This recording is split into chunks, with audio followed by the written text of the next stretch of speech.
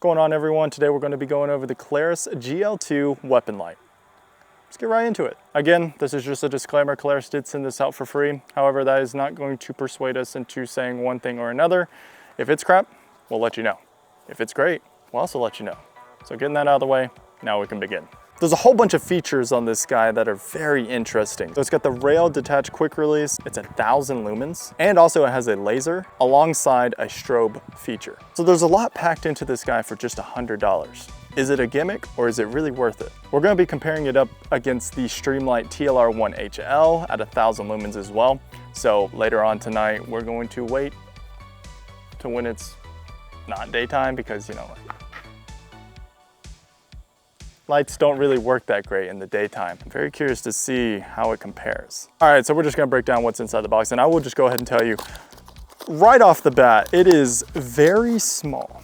So if you're familiar with the Streamlight TLR7A or 7X, it is very similar in size. So that is interesting. So just because a light is bigger doesn't necessarily mean it's gonna be brighter. It could very well be 1,000 lumens, but I'm gonna guess that the candela is not nearly as strong as the TLR1HL. Everything is literally packed in right here.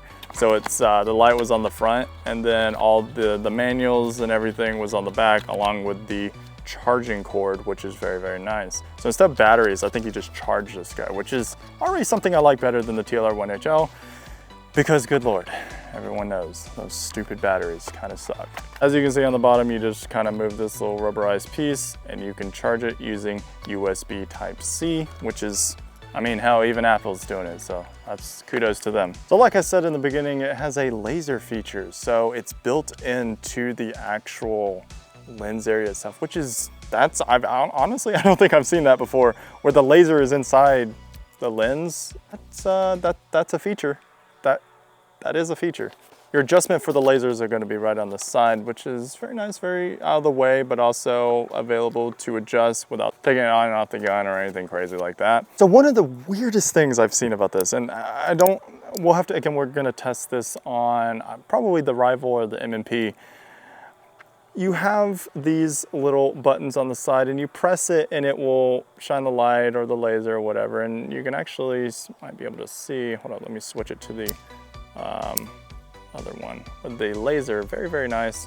As you can see, it's coming out of right there. But besides the little paddles that you press in, there's this little block on the top right here where you can adjust it to do different modes. So the first one is just the laser. So it does the laser, and then the strobe, which if you have epilepsy, I'm very sorry for what just happened. The middle one kind of does everything. It does the light with the laser. It's kind of, I don't think it's picking up the laser part, but the light and the laser are both going right now, and it does the strobe. The third option is probably what I would choose. It does just the light, kind of a dimmer light, and then a strobe. Again, very compact. I'm just so surprised on how compact this guy is. Very interesting, very, very interesting. Never thought 1,000 lumens, if it is 1,000 lumens, to be this small and compact. You got your quick detach right here, which is very nice. That's always nice. Very, very, very, very cool. It's an IPX6 waterproofing, so we might submerge it just to see if it really is. So we're going to, I guess, moon night ourselves and change the setting to where it's nighttime to where we can actually test the lights out. So I'll see you then. So obviously it can't be pitch black or else the camera quality will drop. So what we're gonna do is we're gonna use the garage here, and as you can see in that back corner, it's fairly dark. You'll get the point, and you'll see the comparison between the Klarus GL2 and the Streamlight TLR1HL. So you have 3 different modes, and the first mode is mainly focused on the laser. If you press the button, the laser will pop up. And as you can see, it is, I mean, it's there. And we've actually tested this. Go check out some of our shorts. It is very accurate, straight from the box. Again, we just placed it on the guy. It's pretty accurate even at like 30, 35 yards. As you can see, there she is. Now the next mode is going to be both the light and the laser. So again, this is 1,000 lumens, which we'll compare it up against the TLR1HL, which is a true 1,000 lumens. It's a little bit higher candela, and you'll see what I mean by that in just a second. And then you have just the light. Next, I'm gonna just show you the light on the TLR1HL. So that's what that looks like right there.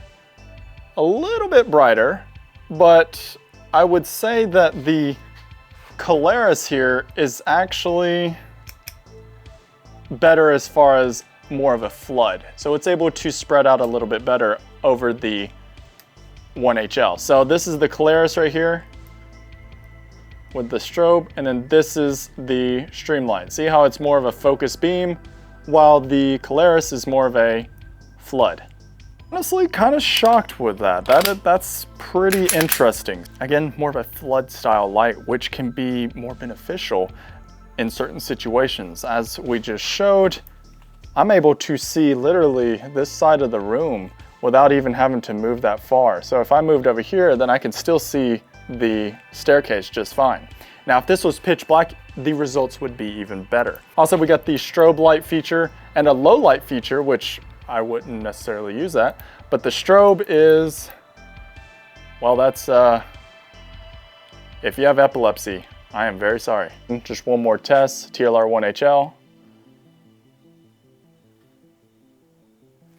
And the Klarus GL2. And we're back. So that is our conclusion over the GL2 by Klarus. It is a pretty solid light, I'm not gonna lie. For the size, it's impressive, very impressive. I wouldn't say it's as bright as the TLR 1HL. It's very, very close. You know, I would say it is the 1000 lumens, but like we said in the nighttime test, it's more of a flood style light, which is totally fine. I mean, that's with how bright it is, and let's say you're using it indoors for target identification, it's gonna be more than enough. It's gonna be blinding, it's gonna do the job.